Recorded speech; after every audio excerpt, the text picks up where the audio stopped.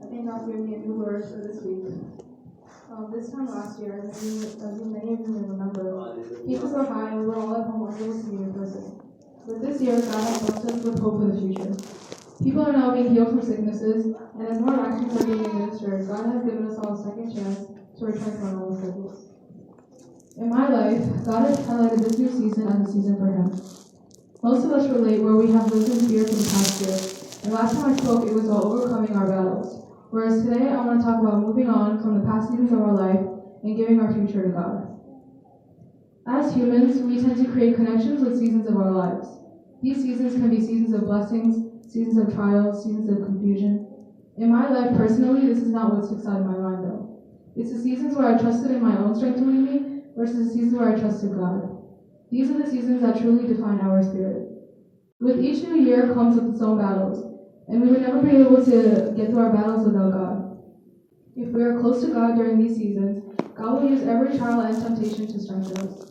Can we turn our Bibles to Hebrews 12? In my Bible, the heading is God disciplines His sons.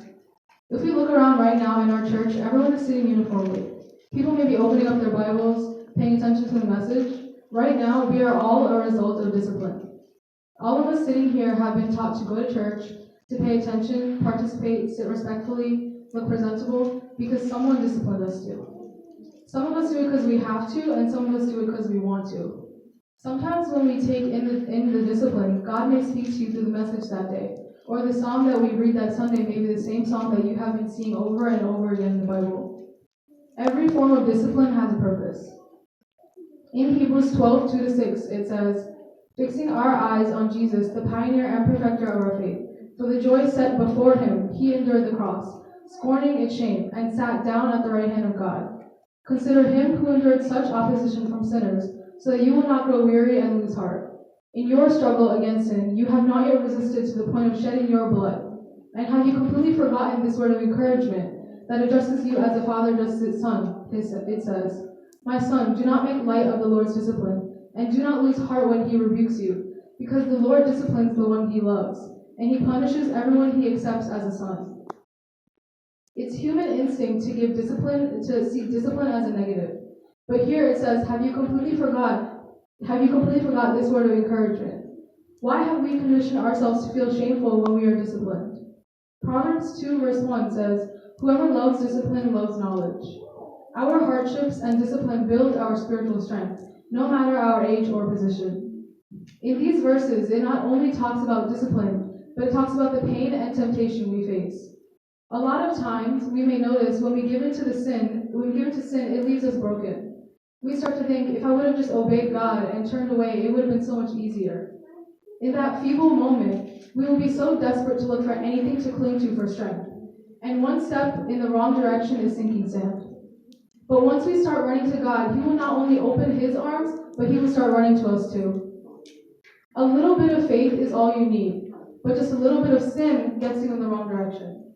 We must remove every area where sin can creep in. But if you have chosen to put Christ as a center, His discipline will take you on the level ground.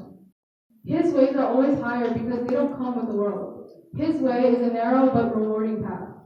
In 1 Corinthians 9:24 verse 25, it says, "Do you not know that in a race all the runners run, but only one gets the prize? Run in such a way as to get the prize. Everyone who competes in these games goes into strict training.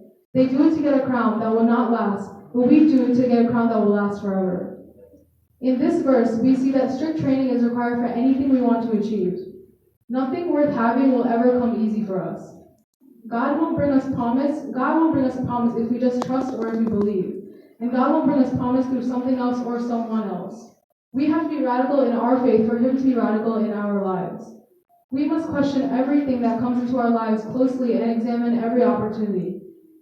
In Hebrews 12:1, it says, "Therefore, since we are surrounded by such a great cloud of witnesses, let us throw off everything that hinders and the sin that so easily entangles. And let us run with perseverance the race marked out for us." We must rid ourselves of anything that hinders us from running the race. One wrong step will take you in a completely different direction. God must weigh every single one of our decisions. We should never do anything without permission from God to pursue it. If it doesn't align with His word and His calling for you, the Bible tells us to run from it. We must part with something in order to be a part of something greater. This is what will make or break our season. It takes discipline from our end to stop listening to the desires of our flesh.